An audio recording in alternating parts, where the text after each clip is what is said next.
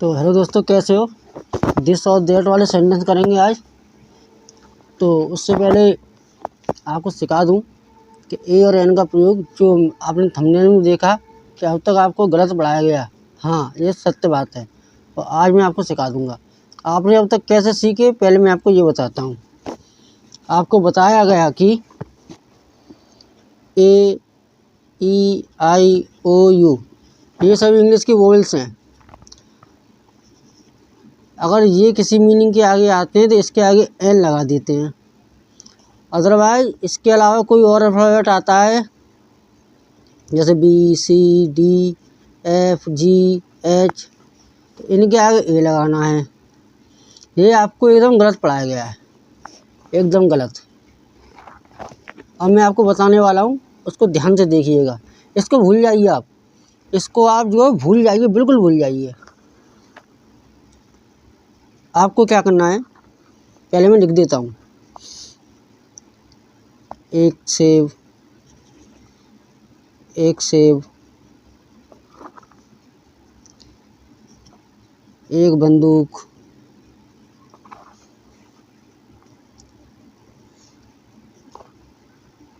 एक यूनिफॉर्म, एक बैल। ठीक है।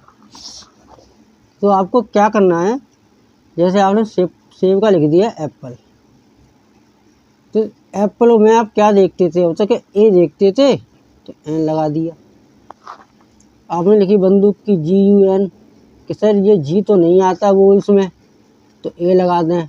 हाँ हो जाता है सही, लेकिन जो मैं आज आपको बताने वाला हूँ वो 100% जो सेटिस्फैक्शन है, कहीं भटकने की जरूरत नहीं कभी भी ज़िंदगी में। उसके लिए आपको क्या करना हो, जैसे गन लिख रही है गन, तो आप इसको ऐसे लिख के देखो गन। अभी मैं आपको थोड़ा समझा देता हूँ बारीकी से कि देखिए, ये हिंदी वाली मात्रा लिख रहा हूँ मैं।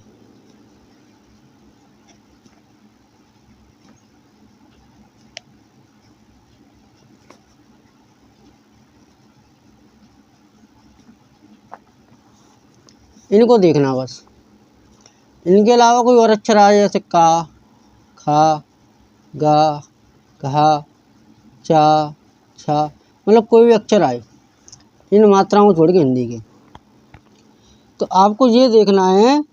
अगर इसमें गागमला ये तो मात्रा नहीं है, तो जो मात्रा नहीं है उसके आगे ए लगाना है।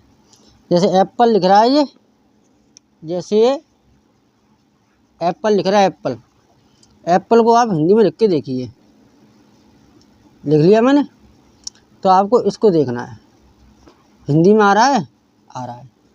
अगर हिंदी वाले मात्राओं के आगे वाले अक्षर ऐसे प्रोनाउंस हो रहे हैं मीनिंग के दौरान, तो आप उसमें एन का प्रयोग करें। बाकी जितने भी अक्षर हैं ये अगर ये आते हैं तो उसमें ए का प्रयोग करें। याद रखना, एप्पल को हमने ऐसे लिखा, छोटी ए आ रहा है, हिंदी की मात्रा है तो एन लगाएंगे।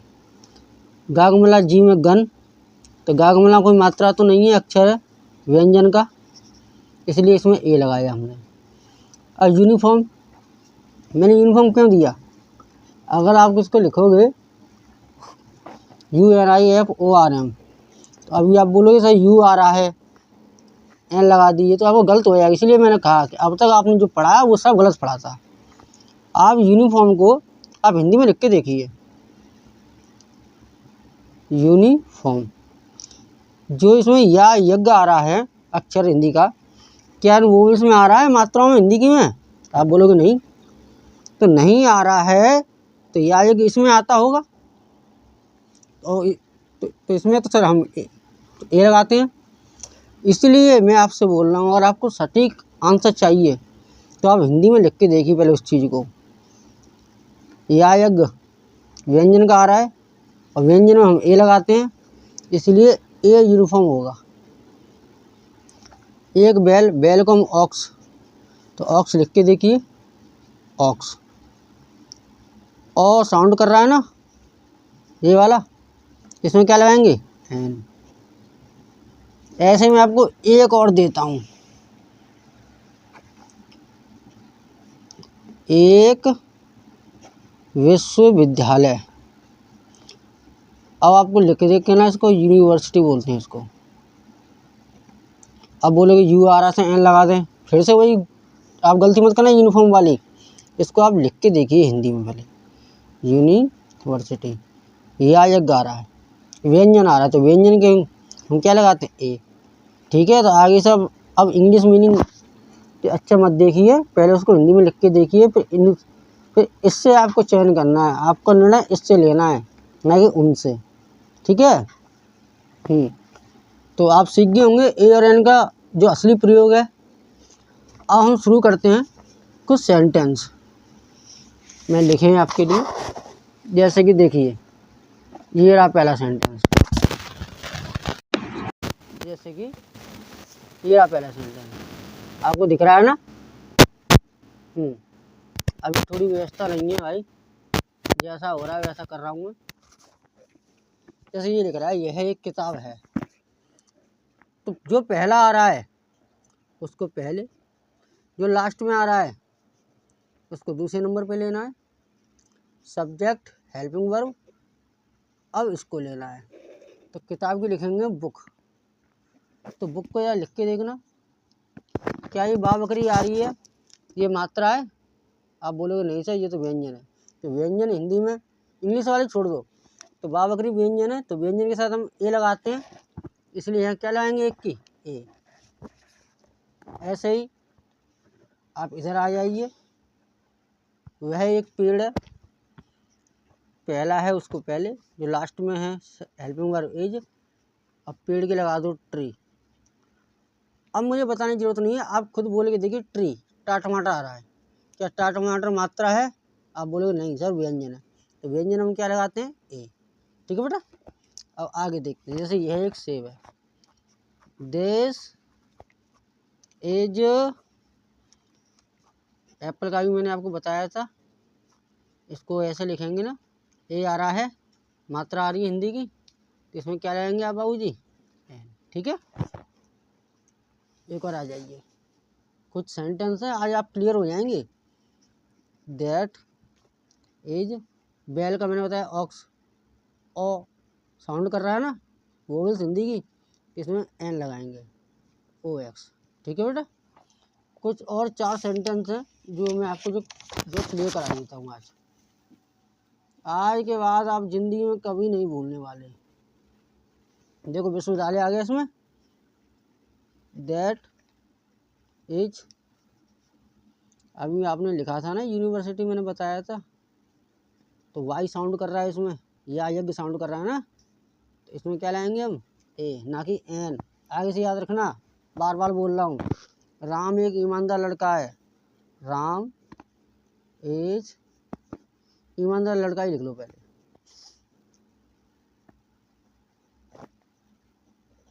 इसको हॉनेस्ट नहीं बोलेंगे, इसको हॉनेस्ट नहीं बोलेंगे बाबू, ठीक है बेटा। इसको हॉनेस्ट नहीं बोलेंगे, इसको ऑनेस्ट बोलते हैं, इसमें एच साइलेंट रहता है, ऑनेस्ट। तो देखो ओ साइलेंट, ओ साउंड कर रहा है ना मात्रा का, इसलिए ऑनेस्ट में भी हम क्या लगाएंगे, एन। नहीं आप गलती कर देते, एच आ रहा है इंग्लिश के हिसाब से, तो इसमें ए लगाएंगे, ठीक है ना, अब गलती नहीं होगी। ऐसे ही एक शब्द और आता है आपका, हावर माने घंटा, टाइम का होता है, इसको भी हावर नहीं बोलते हैं, इसको भी आवर बोलते हैं, इसलिए इसके भी आगे एन आता है, ना कि ए आता है। ठीक है। अब आ जाओ, ये लिख रहा है मेरे पिताजी एक एमएलए हैं, तो पहले इसका लिखें, माय फादर इज, एमएलए को लिख के देखिए हिंदी में आप, एम एल ए आ रहा है कि नहीं आ रहा है, इसलिए इसमें भी क्या लगाएंगे, एन, ना कि एम। देखना इंग्लिश वाले को भूल जाओ अगर आपको सीखना है तो। अब मैंने शुरुआत कर दी है, आज से ये मेरा पहला वीडियो है, शायद 3rd या 4th वीडियो, सॉरी। मैंने इससे पहले वर्णमाला सिखाई थी आपको कि हिंदी के नाम इंग्लिश में कैसे करने हैं। इसको देखिए, एक काम करना, इसको आप करके दिखाना, ठीक है, आप कमेंट में लिख के दिखाना इसको, ये कैसे होगा। तो आज तक के लिए इतना ही। तो फिर मैं कल फिर मिलता हूँ।